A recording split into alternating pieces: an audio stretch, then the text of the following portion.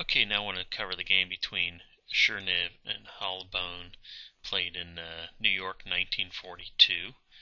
The opening is a Kali system D05. The game started out D4, D5, knight F3. So white does not play C4, which is would lead to a Queen's Gambit declined. Black plays E6. And now white plays e3, and white's goal in the Kali is to play moves like bishop to d3, knight on b to d2, castles, and then the goal is to play e4. So e3 is basically a preparatory move to play the eventual e4, opening up white's game. Now black plays c5, sort of stabbing at the center, attacking the square d4 and attacking the d pawn. White plays c3. That way, if black captures the d pawn, white will just recapture with the c pawn also. And now black plays knight f6. You might be asking why black didn't play c4, because if black knows that white's goal is to play bishop to d3, then this move here would prevent that. Well, c4 is actually a strategic error because one, black has advanced the pawn, and now it's not attacking the center pawn, and also now it can exchange off a side pawn for center pawn. And then white has the reply of b3, and this basically forces the exchange of the c pawn, because if black plays another move, then white's just going to take this c pawn here, and white's going to be able to develop the bishop to d3. So play would probably continue c takes b3, a takes b3, and then black has probably nothing better else to play than knight f6 and bishop to d3, and we're basically right where we would have been, except for now looks like white has this potentially this nice little move of c4. So that's why if you're playing black, you don't advance that pawn. But black in this game continued by playing knight to f6, developing the knight, also hitting at the e4 square.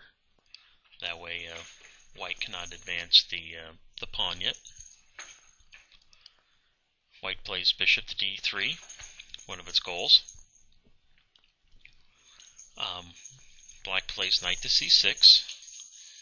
This not only does this attack the d4 square, but also prepares the eventual e5, which will free this bishop here that come out. Alternative was to actually play the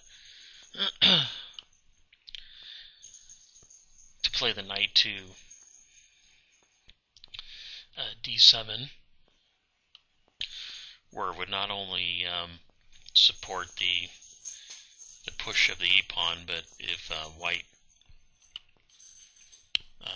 plays d takes c5, then black could just recapture with the knight.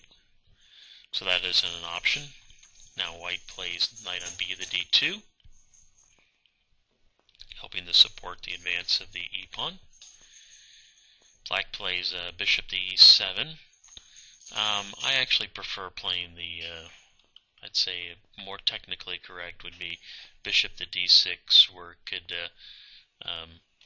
look at the e5 square and also have some influence along these squares. But as we'll see in the game, it doesn't matter that black developed the bishop to e7. Now both sides castle, and white plays on its 8th move queen to e2. This is to help support the advance of the e-pawn. It's very popular in the queen opening games that the queen comes to one of these two squares, if you've noticed. So now black plays rook to e8. Black knows that probably the e-file is going to be open, so it places its rook on the e-file where it's can have some influence after the pawns are exchanged off. And now white on its ninth move plays, it will play d takes c5, but you have to ask yourself, just backing up a move, why did not white play e4? Because that's its entire, isn't that what it's been setting up to do? And it looks like it can push the pawn. Well, the answer is if white plays e4, then black will play d takes e4, and then the knight retakes, and then c takes d4. The problem is if white recaptures with the knight, then black takes the knight, white takes with the pawn, and white is left with an isolated pawn, so white does not push e4 right away. So backing up, white actually plays d takes c5, and this does a couple things. One, it's going to force the bishop to recapture, which black does. And so now this bishop here is undefended, and it's away from it's lured the bishop away from one of these two squares. Okay, now white plays e4. And how is black to respond? Well, if black responds by taking the pawn, then white will just play knight takes e4, and black will play knight takes e4, queen takes e4, and this will force, since the knight is gone,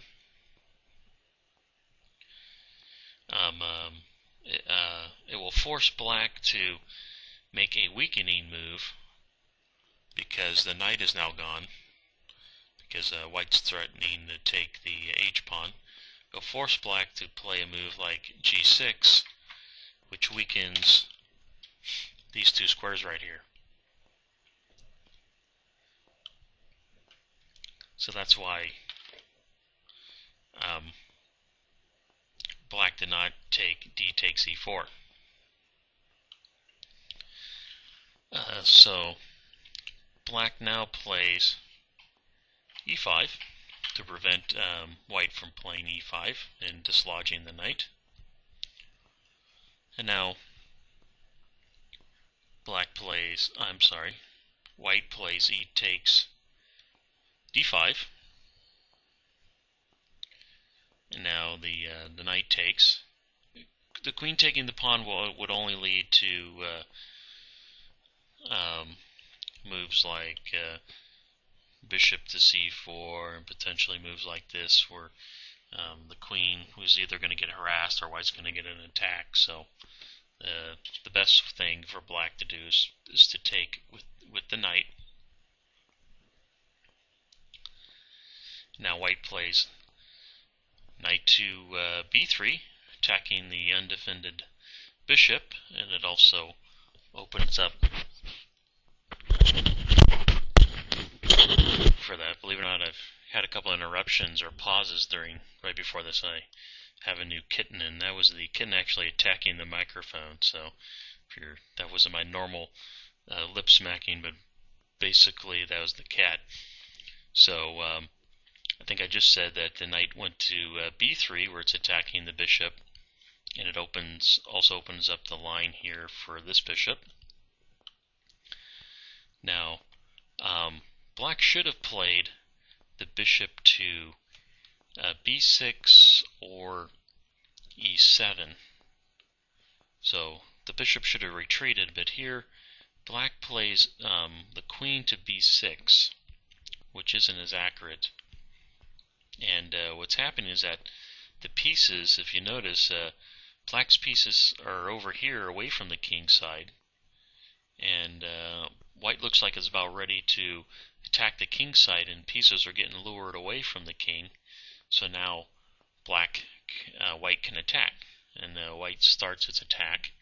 So this is almost like the beginning of the end for black right now. So bishop takes h7 check, king takes bishop, queen to e4 check. So now it's a double attack. Check on the king, attack on the undefended knight. I'm going to have to continue this game in the next video.